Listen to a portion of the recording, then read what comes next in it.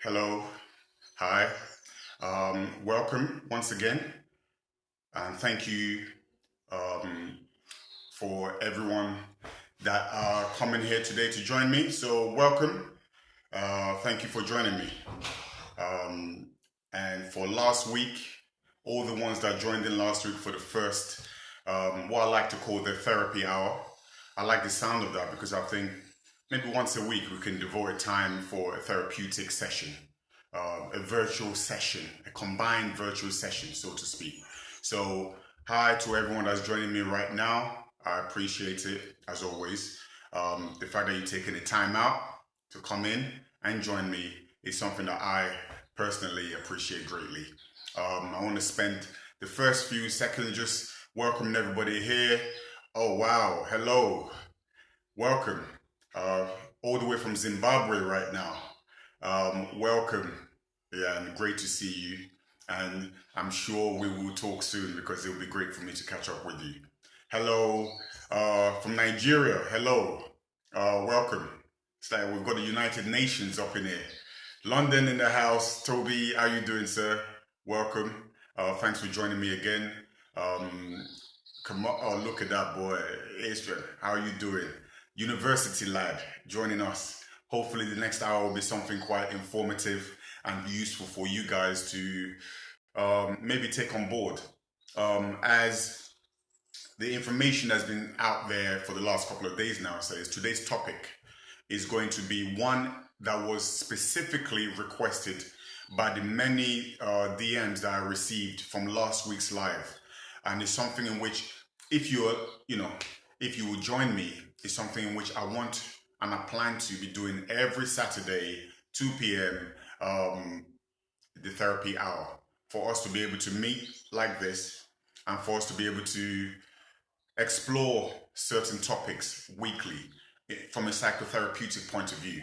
Not necessarily from a friendly, hi, what you doing point of view, but more from my, I would say, unique position as a psychotherapist that works specifically in the field of mental health, emotional health, and well-being, that I'll be able to talk about it maybe a little bit differently than you may be used to. Maybe look at a different insight that you may be accustomed to. So I'll be bringing some of my knowledge and experience into these sessions to be able to enlighten and explore with you, not to you, but with you.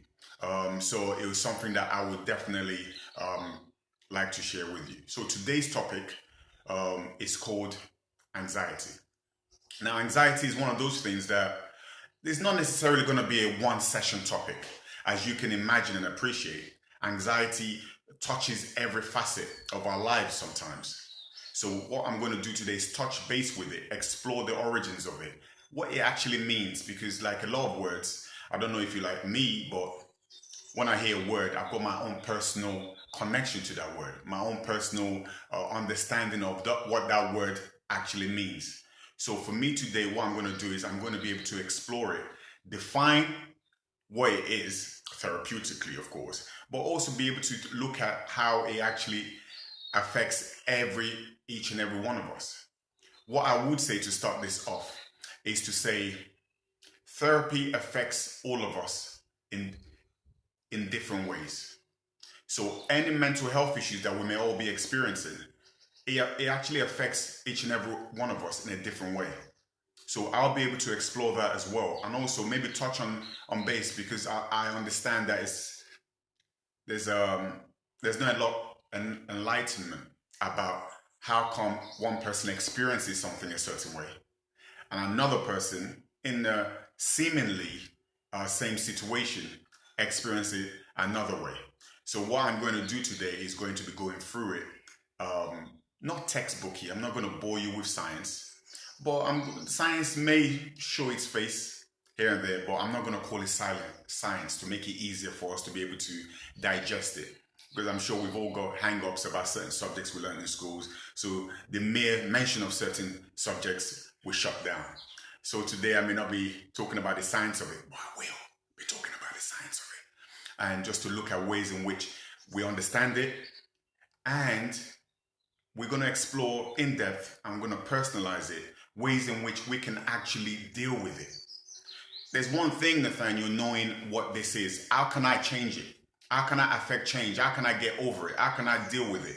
Just tell me how I can deal with it so I don't feel it anymore. Well, remember this is a 1 hour session, the therapeutic hour. So there may be some things I won't be able to cover in depthly. But hopefully there'll be enough in there that we may do another anxiety topic another time, or maybe next week, or maybe in 2 weeks' time, to be able to explore it, the different levels and the different layers. Welcome everyone. It's great to see everyone here. Look at that. Welcome. Look at how you doing, weekend? How you doing, Remy? Welcome everyone. So let's get started, shall we? Hopefully this is a topic in which you can get involved in. This platform, I don't want it necessarily to be this person of authority talking down on the masses. Not at all. It was never intended to be anything like that, and definitely is not going to be anything like that moving forward either. What I want this to be is an immersive communication and connection between myself from my position of experience, but also yourselves from maybe questions you want asked, you want answered, or maybe topics you're not clear on. If you want to jump on board, send me a message, I'll be able to pick that up. Now, my eyes, if you notice sometimes I'm looking at this and looking at you, is because I'm reading some of the messages. So sometimes you can see my eyes drop down. It's because I want to try and hear what you're saying live, so hopefully I can respond to it. I'm not going to be reading out of any books or whatever, but I am going to structure it in a certain way. So with no further ado, let's get started. Yeah? Welcome. We're getting more and more people joining us. You know, GMT, 2 p.m. GMT is different from everyone. So welcome. Mr. Ebenezer, welcome. So let's get started. Today's topic is anxiety. All right. What exactly is anxiety? Let's move the word anxiety a little bit to the side because, like I said earlier, it could mean different things to different people, so many people. So let's look at what exactly is anxiety.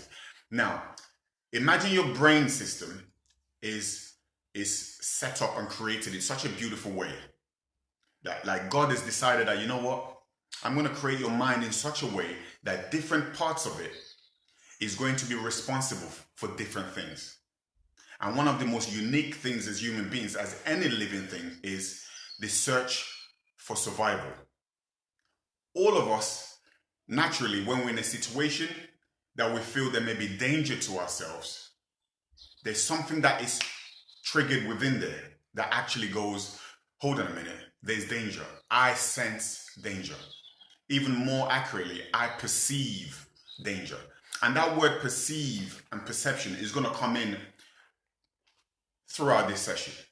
All right. Now, in that part of your brain that's been created, that we all have, hopefully all of our brains are functional, how it's designed, how it's supposed to work. There's a limbic system in there. Like I said, I'm not going to bore you with science, but this one is quite kind of important for you to understand it. There's no point in me just using the word anxiety and then saying you need to do this to deal with your anxiety without me actually exploring what it is. So you've got the limbic system. So imagine your brain, you know, that arched shape that we see everywhere. Now within it, there's a limbic system. All right? Now I'm going to say some words that's going to sound a little bit crazy right now. You know, amygdala. Does that scare you? So we let's just call it the A part of the limbic system. So what that means is there's that part that its job, its key objectives, you know, the job description of this limbic system is the amygdala part of it is to look at danger. So anytime it senses danger, it clicks into action. So now when we perceive something is a threat, when we perceive something is dangerous, when we perceive something like we are unsure about something, that part triggers and it goes, okay, I'm coming into action right now. So what can I do to help? I sense that there's danger afoot. So what do we need? So what that does then is sends a signal to your body, sends a signal to us. So the rest of your body, just imagine this. This has been triggered and it's now going to send a message to the rest of your body. So there's a connection. It's like the messenger. You've got the message and the messenger drives it through your body. And what it does is it releases chemicals, hormones, into your body to get ready. And what is getting ready for, you may ask? Because when you sense danger, usually you've got one of two choices. You've got run, you've got otherwise known as flight, you've got fight. So that is triggered within you from those hormones. Now, what the hormones do, now this is an interesting, well, you may find it not interesting, but I found it very interesting, is that it sends certain chemicals into your body. And these chemicals are the same ones that doctors may use in hospitals depending on what is going on with you. But this chemical is actually natural within us. All right, I'm going to read this out for you. The epinephrine chemical is sent in, and what that does is it increases your heart rate, it increases the blood flow into your whole body, it's preparing you for battle. So when the epinephrine is released, because the limbic system is okay, you know what, I sense something's going on, there's a sense of threat going on right now, there's danger, Nathaniel, you need to be ready and prepared. What can I do to help you be prepared? I'm going to send in certain chemicals into different parts of your body that gets you ready. So you've got it, I'm going to fight this danger, I'm going to run away from this danger. Or uniquely, there's a one that research has supported in recent times. Oh, I'm going to freeze. Now, all these things I've just described to you are different forms and reactions to anxiety. You are feeling anxious due to perceived threat, perceived danger, or uncertainty about what's going on. Hello, Sharice, our fellow psychotherapist in the house. So it's a perceived threat that we are feeling. So our body reacts to it.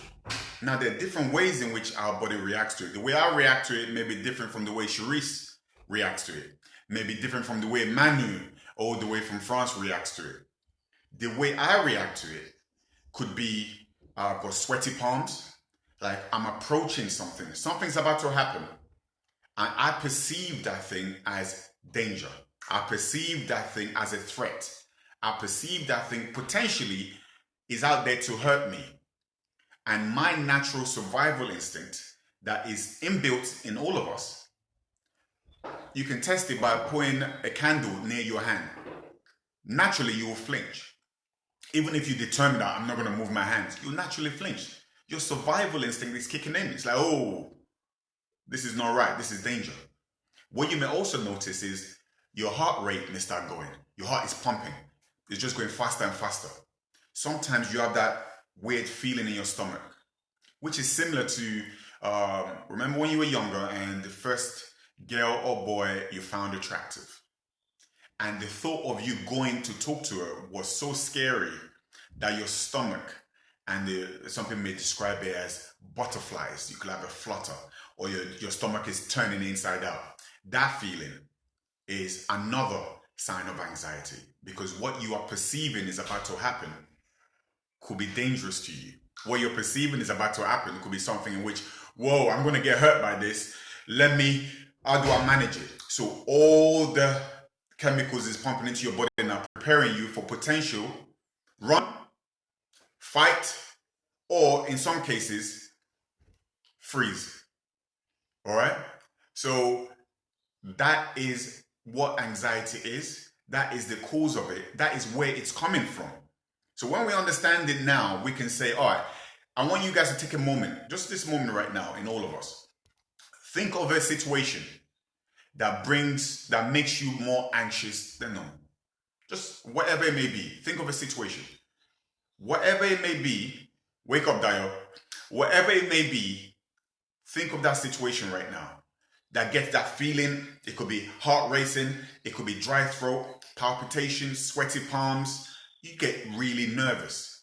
A feeling of unease, let's say. Like you're feeling a little bit overwhelmed by what's about to happen. Right?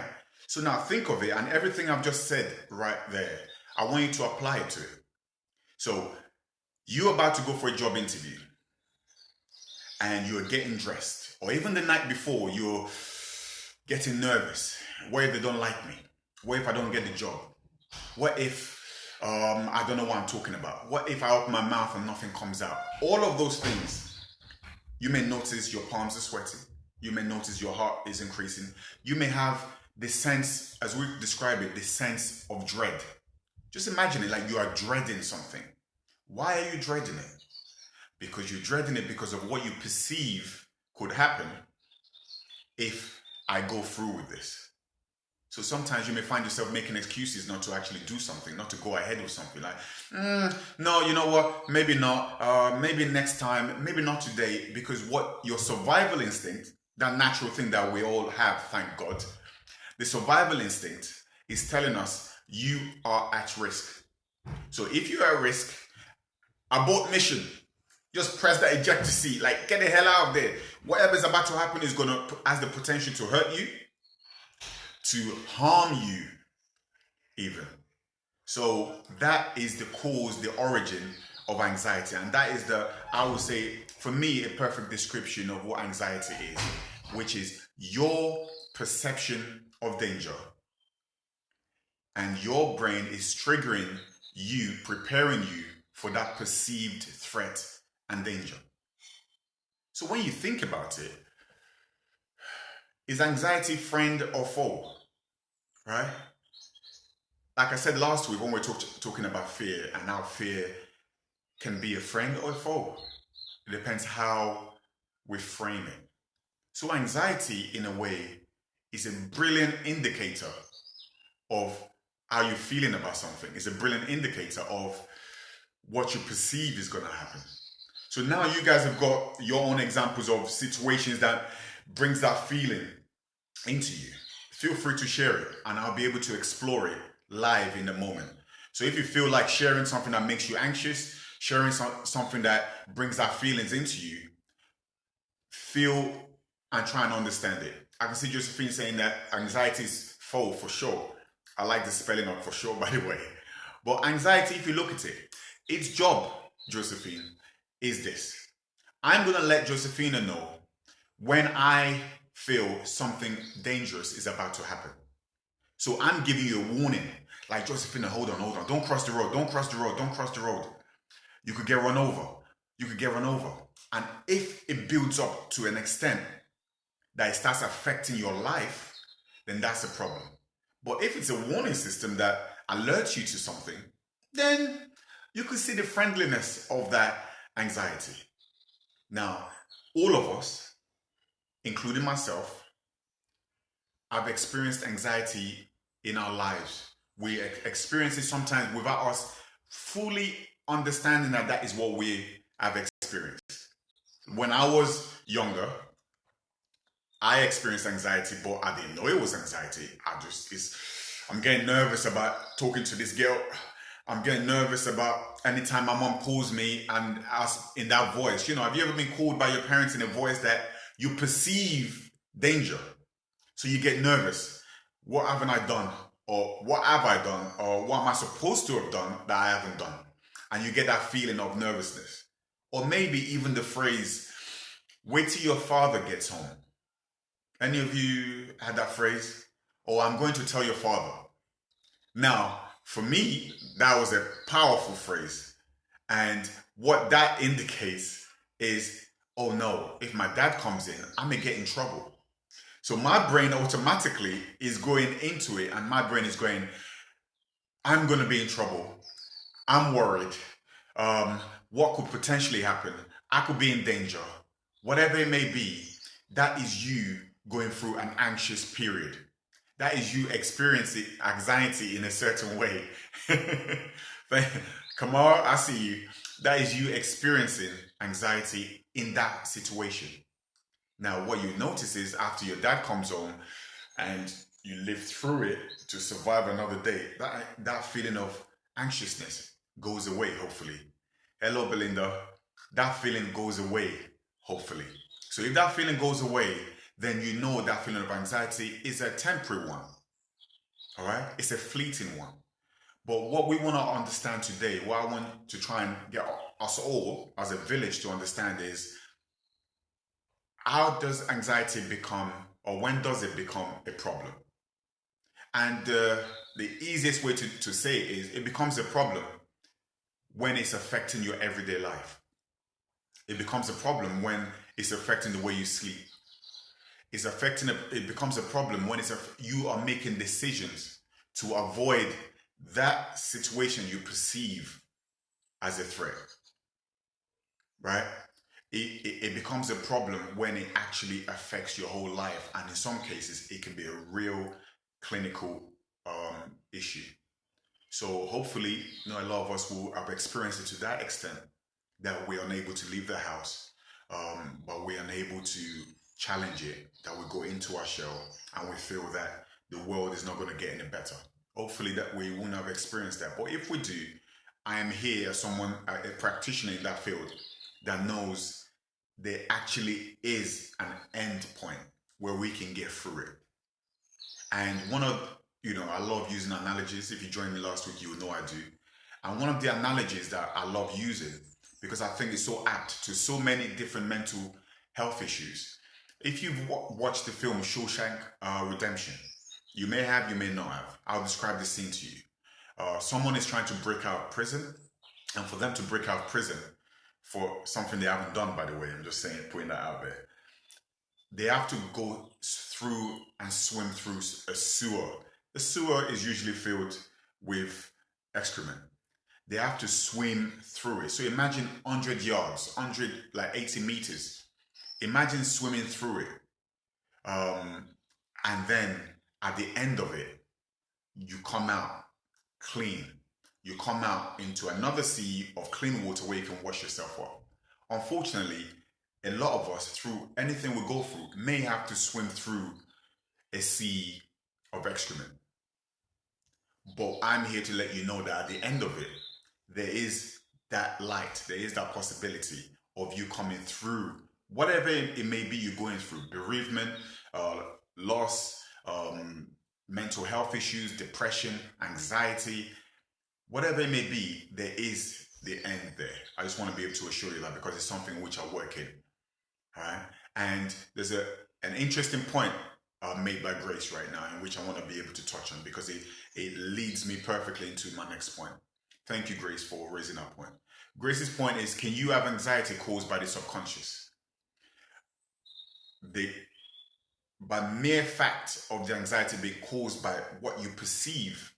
Now, perception could be a conscious perception, but perception can also be a subconscious, and in some cases, unconscious perception. And what I mean by that is consciousness, in which you're aware of what you're doing. Subconscious is working at a level behind awareness, but it's still there. You can just do it, you can relate to it. But unconscious is, I didn't even know I was thinking that. I didn't even know I was perceiving that. I wasn't even aware of what's going on. So it can, in answer to your question, Grace, it can work on a subconscious level.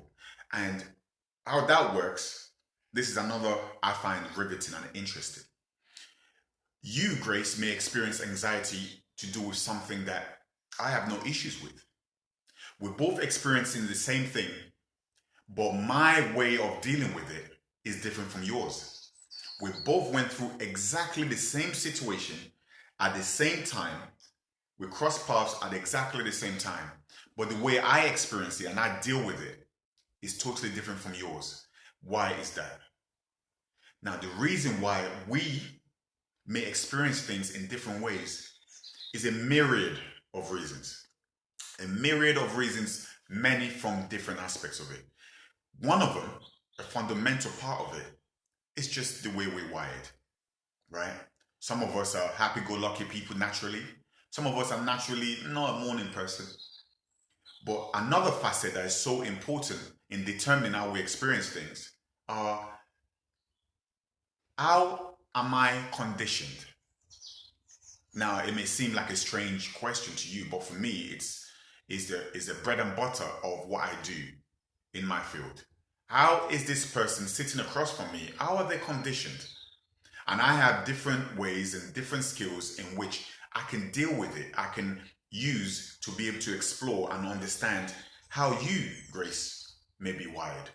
How you, Josephine, may be wired. And that is your experiences your upbringing, your culture, those factors have a direct influence and impact on the way you see things and the way you may respond to things, to our behavior. You may describe us as a thought, a feeling, and an action and a behavior. Those are, I guess, the main three ones that we can relate to. I think it, I feel it, I do it. Right? So, where have I learned? Where have I been conditioned? Now, that word again is quite important. Where have I been conditioned to see things this way? Where have I been conditioned to experience things this way? No, it's just the way I am. Now, the way you are, there's so many layers. You are so beautiful, powerful, incredibly complicated being. It's unbelievable. Right? You were just scratching the surface of it, right? So there are layers to this top layer that we all see. We all understand. You see my face here, my eyes, my beard. Uncle Pete, who's my barber, by the way. I miss you and I love you. Come back. But we are all beyond this facade, the face of what you see. Beyond it is the sense of my upbringing. Where was I raised? The household in which I was raised. Was it a house filled with love?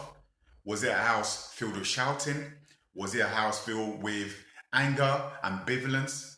All of that has an impact and an influence on the way I see the world. So if I see the world as a big, massive threat, anytime I see something that I perceive as a threat, I'll always be on edge. Now, if I'm in an environment where things that are threats are dealt with a specific way, that is basically my schooling. The way I was brought up, the way where I lived and everything else. Hey, how are you doing, miss? The way I was brought up, that determines the way I react to things.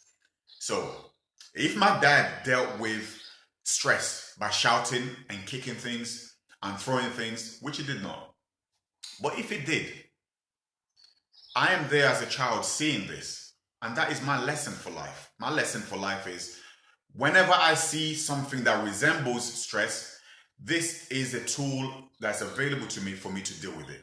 I have no other tools. I can only shout and kick, just like I have seen.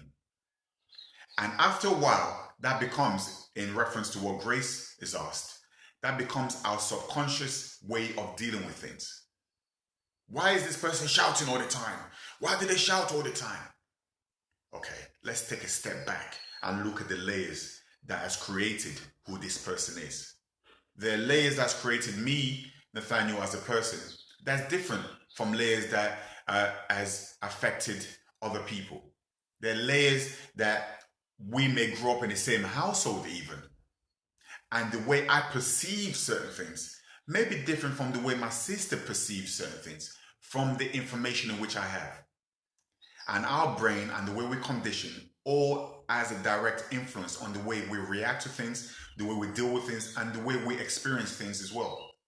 So those are factors in which I want you to consider when you're thinking, oh, why is this person so anxious, or they're weak, or they're soft. There's a soft underbelly going on here. Why are they dealing with that? Come on, fix it up. Pull yourself together. Now, pull yourself together is one of those things that has come into popular culture of a way of addressing other people because you do not understand what they are going through.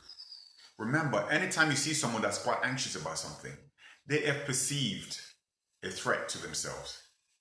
So anytime you've seen someone that is going through anxiety, they have perceived something that is a danger to themselves. Whether you see it or not, actually doesn't make a difference to that person's lived experience. And the way they understand it, the way they deal with it is specifically to do with their own personality, their own conditioning, that they see and they perceive certain thing as a threat.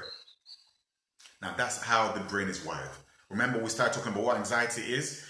Your brain senses something, the limbic system, LIMBIC, in case I'm not pronouncing it properly for you. The limbic system senses, hold on a minute, Nathaniel, I sense there's danger This situation you're about to embark on is going to be dangerous. I need you to be prepared for it because I'm trying to keep you alive up in here. You should be grateful, right? So it sends messages to my body to say, okay, guys, releases hormones and everything else. Epinephrine is released, pumped into me. My heart rate is ready. Blood is flowing into all my muscles. What that means is I am ready. I am ready to pounce, or I'm ready to flee. Or in some cases, I just freeze in there on the spot because I don't know how to deal with it. So if I freeze, hopefully everything will go away by the time I open my eyes or whatever it is. It's a natural reaction. And every single one of us can do one of those three things. You are not a brave human being because you decided to fight. You are not a weak human being because you decided to run. You are not an indecisive human being because you froze on the spot. We actually do not know how we're going to react to situations until we are in it. We've all got that friend that says, if this happened to me, I would have done this, or I would have done that, or I would have been, or maybe some of us have done that ourselves. We've said those things. But you cannot determine how you're going to deal with something unless you're in it, you've been in it, or you've done a lot of work to get yourself and condition yourself to deal with things in a certain way. So I don't want there to be any stigma linked into, that person ran, is weak, or that person froze, or this, or whatever it is. We all react to things in different ways. Just love and accept yourself on how you deal with certain things. There's so many things going on under the surface that we haven't even scratched enough for us to understand, for us to get, and for us to apply. But some of it we do know, and I'll be able to share some of it with you right now. So that's what I want to be able to do with you right now. Okay. So have you all picked up that thing that makes you anxious? No? Yes? So let's use one. I'll bring up a topic right now that all of us, we've got a shared feeling of anxiety right now. Very unique in the history of the world. We all feel something similar, or we've all got similar triggers. And the similar trigger is COVID-19. Yeah? So let's look at COVID-19 to start off with. And if you guys want to jump in with something specific, I may be able to cover it. I will maybe able to do a live feeling, a live exploration, maybe even a live session of what makes you anxious. All right? Obviously, we're not going to be able to get through everyone, but obviously some of you may not want to share certain things. It's personal. I get it. If you want to, I'm here. All right? So it's about, let's pick up a topic that I've picked up, which hopefully all of you can relate to. COVID-19, coronavirus. Some people may call it Coro. Other people may call it Coro. Other people may call it COVID-19. Whatever way you want to relate to, it is now in our consciousness. And we all, and I say all of us, are impacted by it at different levels. I do not live alone at home. But there are other people that live alone at home that may be isolated right now. I am, as far as I know, healthy. I have no comorbidities. So I'm in a better situation, technically, than other people that have got comorbidities. So the way I may experience it may be very different from the way somebody else may be experiencing it. So let's start by just talking about our unified understanding of it. We're all in a situation where we may feel uncertain about what tomorrow brings. We are unsure of what's going to happen. And that uncertainty and not having that information or knowledge about what is going to happen, what that creates is, it creates a fear of the unknown. Well, you may say, well, why will it create fear of the unknown? Because we do not know what's going to happen. And when we don't know what's going to happen, a sense, remember the phrase I use, a sense of unease is within us.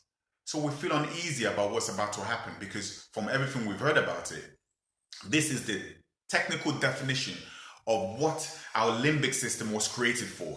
Danger, uncertainty, fear, threat, Achtung for my German followers. That is what our limbic system is created for it to be able to say, okay, I've sensed it now. Something potentially could happen to any one of us.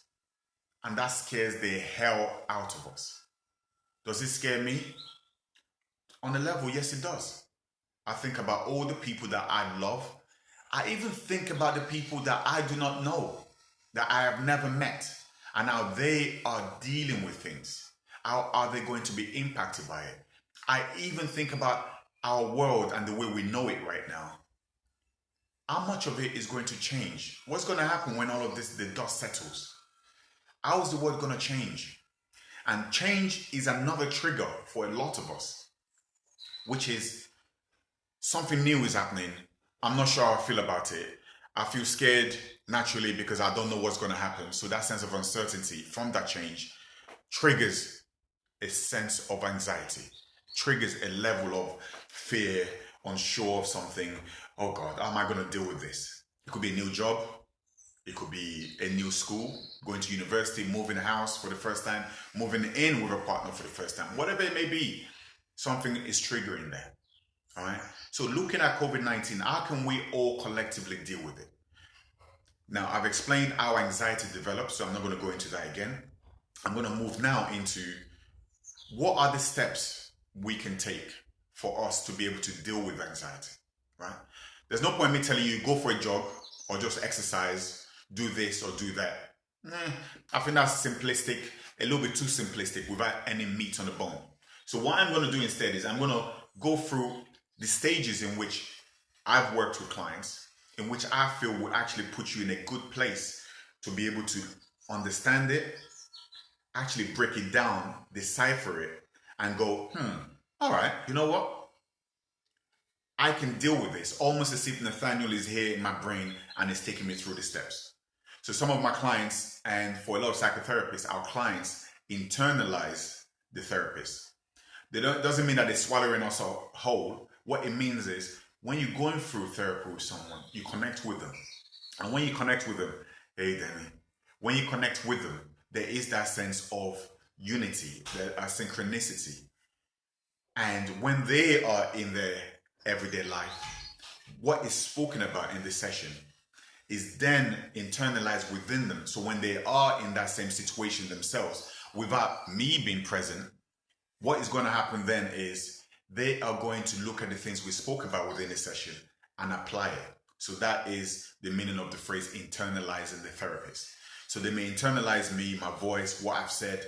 So what I'm going to do right now is I'm going to go through the steps in which now I've recognized that, okay, I'm feeling anxious because I've got the sweaty palms, my feet are tapping on the floor, my heart is racing, I can't swallow properly, dry throat, I can't eat, that flipping of the stomach, the butterflies. It's not always positive, you know. It's not always about a girl or a boy. It is your brain saying, I'm nervous for you. Something may happen here that may not end well. So it's flipping through. All right. So I'm going to go through some of the points in which I go through with my clients, and hopefully you'll be able to take something from it. So this is like a step-by-step guide on how to deal with anxiety. All right. So here we go. All right. The bookworms are ready with their pens and paper ready. I see you. All right. Daisy, I see you. Get your pen and paper ready. Yeah. Or sorry, old school. You probably get your phone ready to be able to write a note or something. So one of the things we're going to look at is, now I feel all those things, those symptoms in which you've described, Nathaniel. How can I deal with it? What are the steps and processes for me to deal with it? You've come to the right place. I've done this before a few times, so much so that I've created my own ways to personalize it for you to be able to look at ways in which you can apply this. The first thing we need to look at is understand it. Understand it is one of those phrases that a lot of psychotherapists use. A lot of people use, your teachers may use it, whoever may use it. But I think sometimes that word is not explorative enough. What does understanding mean? I'm feeling anxious. Now I'm understanding why I'm anxious. Okay, cool. No, let's break it down a little bit more. All right. I'm feeling anxious. What I want you to ask yourself in order for you to be able to understand it is, why am I feeling anxious? I want you to try and identify what exactly it is that is bringing that sense of anxiety to you. It could be anything. I can't tell you what it is, but you can connect to that feeling and you can go in and say, all right, ask that question. You know, when people say, I want you to understand this, before you understand something, you need to ask yourself certain questions. And one of my favorite questions in the world, and for a lot of 2, 3, 4 year olds, is this: why? Why, mommy? Why, daddy? Why? Why? They are yearning to understand the reason behind this event. So, for you to be able to understand the anxiety, ask yourself this question: why am I anxious? So, once you recognize why you are anxious, I want you to then be in a situation in which you are breaking it down. Sometimes we're all not going to be able to know what the answer is. Sometimes I'm going to be like, I don't know why I'm anxious. That's okay too. And there will be something which we can put in place to deal with that. If we don't know, there's a step in which we can take to deal with that. But let's look here and see, let's try and explore it. Why am I feeling anxious? And I want you to funnel this another phrase that we use in therapy, funnel. So imagine a funnel. It's from there and it just goes down like that. So you funnel it, you get deeper and deeper and deeper and deeper into understanding the origin and the core of where it is. So we can start from the top layer. My belly is turning inside out, right? Okay, so if my belly is turning inside out, what exactly is going on for me? Why am I feeling like this? Then I want you to go lower a little bit. What exactly is going on in my life right now? What event or what situation that is going on, I'm about to embark on, that I could potentially be feeling uncomfortable about? So be very honest with yourself. Nobody else is in your head. Nobody can hear the voices that you're saying to yourself, so you can go to town. You can be as detailed, explicit as possible. What the is going on in my head? Why am I? You can go through all of that, all right? There's no right or wrong way of dealing with it. Just be honest with yourself. Ask yourself that question. Why am I feeling this way? Okay, we could look at it and say, I'm about to go for a job tomorrow. In the current climate, it's not going to happen. So let's look at COVID-19. I am scared of going out because I'm scared that if I go out, I may catch it. And if I catch it, I am scared that I may be affected by it. And potentially, what that fear and that feeling of anxiousness is, I may be in a situation in which I'm unsure what's going to happen. I'm scared of potentially dying. So we've started from the top surface, right? And we've funneled a series of questions to try and get to the core of what is making this feeling there. And the bottom line is, watching too much news, it's everywhere. My life has changed, it's impacted me. I'm scared that I may potentially catch it. And what if I do? And that is one of the most fundamental questions that we all have in life, our own mortality. The fact that all of us at any one point would leave this sphere that we understand as life and go to another one, the unknown. And if we're talking about the unknown of a job or the unknown of this, imagine the unknown of death, the ultimate unknown, right? So that is trying to understand why I'm feeling anxious. If you can identify it and point to it and you can grab it and be like, yes, this is the reason why I'm feeling anxious. I've got it, Nathaniel. I've got it. This is the reason why I'm feeling anxious. And I'm still feeling anxious. So me finding out is not going to actually change anything. Nathaniel, you've wasted my last 20 minutes chatting rubbish. This £80 fee is unwarranted. I'm not coming to therapy again. What I usually say is, let me land. We'll get there. All right? So the next thing, after you found the reason, you've asked yourself the question why, the next question is, I want you to challenge those thoughts. All those thoughts that you may be having or you're feeling nervous about, all those thoughts that is making you anxious because your brain, your limbic system is perceived a threat. I mentioned earlier that the word perceived is going to be interesting. It's going to be important. When you perceive something, it doesn't make it true. Now, I'm going to tell you something that maybe some of you know, maybe some of you don't. What you think and how you feel is not always true. What you think and how you feel is not always true. Now that may be what we call cognitive dissonance, which means I'm just shattering your belief system right now because I'm like, what do you mean? What I think is true, what I feel is true, so you are chatting fraff. I brought back the word fraff. That's an old school word. Eaglesfield School Massive. They don't understand that. Now, how can you tell me sitting there that what I'm thinking is not true? Or what I'm feeling is not true? Okay. I hear the challenge and I'm going to hopefully rise to it. What you're thinking and what you are feeling is a combination of your perception of a situation. What that means is you may be going down the street and you're thinking this person that's approaching you is dangerous. This person that's approaching you is going to cause harm to you. He's got a hoodie on. The trousers is down by his mid-thigh. The quadriceps is holding it up. The legs wide open to keep the trousers up. And you are perceiving, your brain is going into it saying, oh, this is danger. Potentially, this person could harm me. Those are your thoughts. You're feeling nervous. You're feeling anxious. Challenging. Is this thing I'm thinking true? Is this thing I'm thinking real or realistic? There's a chance that anything could happen. Yes, I'm scared of asteroids. Asteroids could drop down and strike you. Yes, there's a possibility of lightning going to strike you. But how realistic is it? So what I want you to look at is after you've challenged it, when you're challenging it, you're asking, how realistic is it for this thing in which I perceive as a threat? How realistic is it for it to actually happen? Someone mentioned last week the threat of doing a live on Instagram. The threat is maybe nobody will tune in, or maybe people will think that I don't know what I'm talking about, or maybe I won't come across the way I intend. Now, I could have looked at that and go, oh, then I'm not going to do it live. There's no point. There's too much danger here. So what I did is understood, why was I feeling a little bit nervous about doing it live? Why? Because of those reasons I've just mentioned to you. Then I went into the next level, which is the next phase, which is challenge.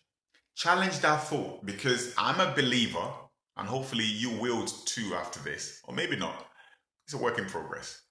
That your thoughts and your feelings are not always accurate. They're not always true. I know for a fact I'm not going to get that job. Really. So you jumped into the DeLorean, you and Doc, and then you went straight into the future.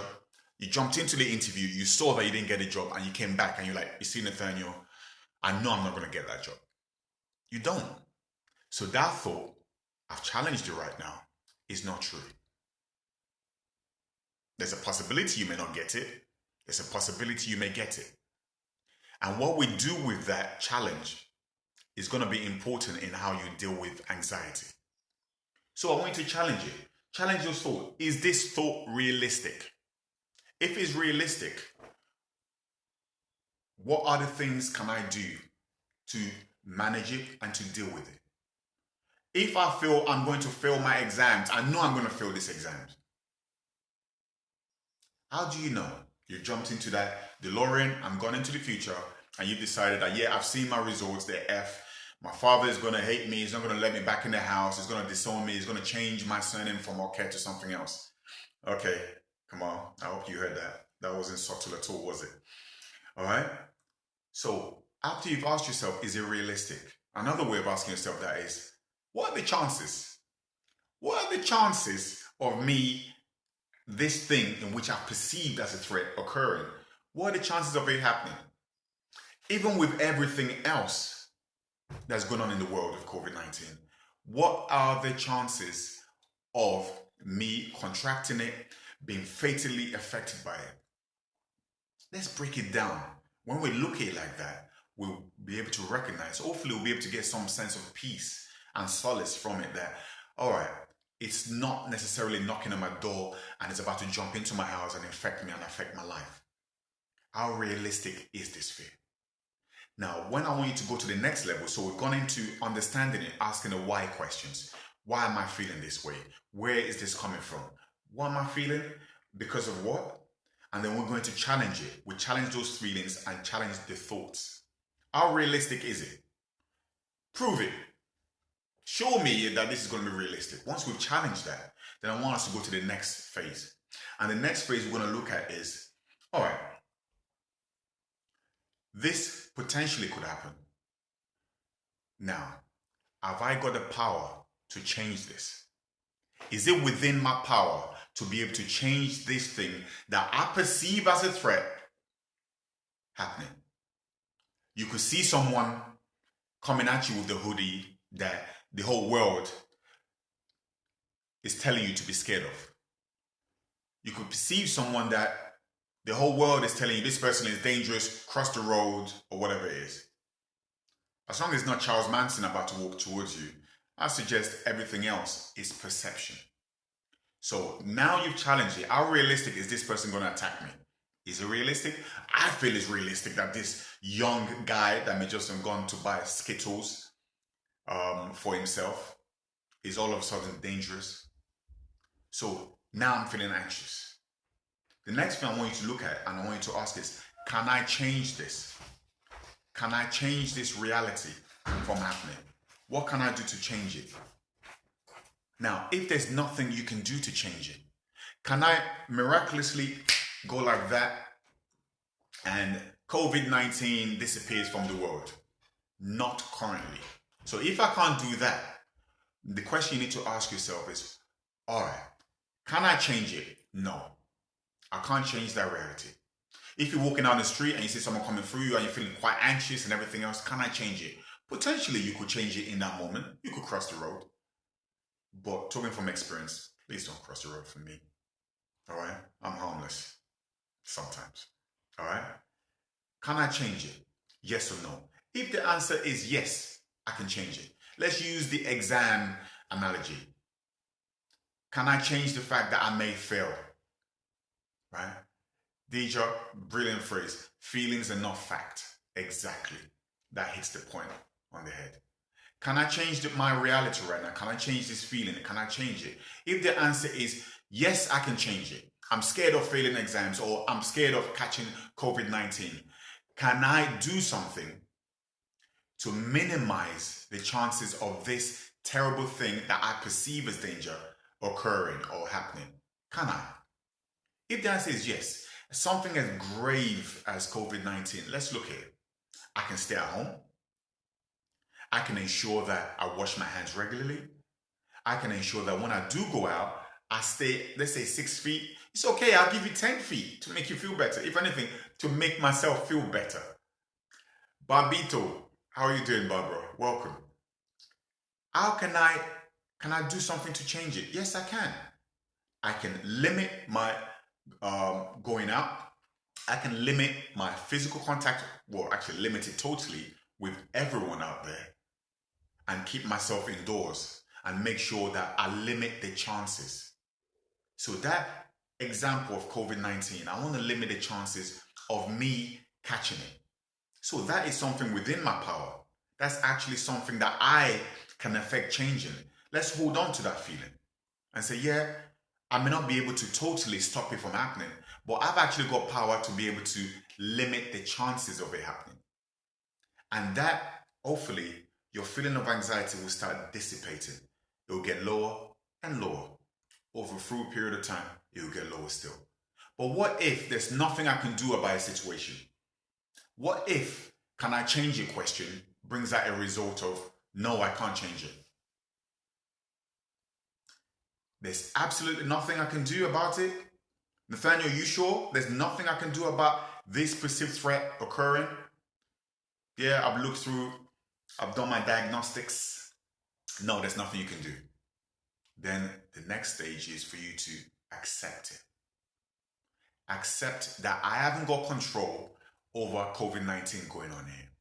I haven't got control over how this is going to impact other people in my lives, how it's going to impact myself. So what have I got control over?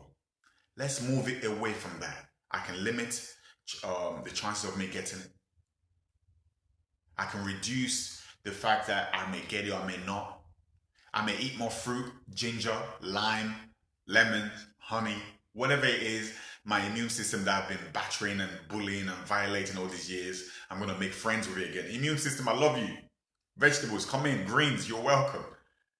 It's not too late to make amends with your inner self, right? But accepting that you do not have the power to change everything brings its own level of peace. So if I don't have the power to control it, to change it, why am I stressing about it right now? Let me now turn my gaze to the things in which I can affect. Let me turn my head to things in which I can make changes in. Let me look at the things in which I actually have power over, that I'm empowered by. Let me focus on that instead of the things that I do not have power over. Let me look at my own power, my own strength, and what I do have control over. And that gives me a level of peace. All right?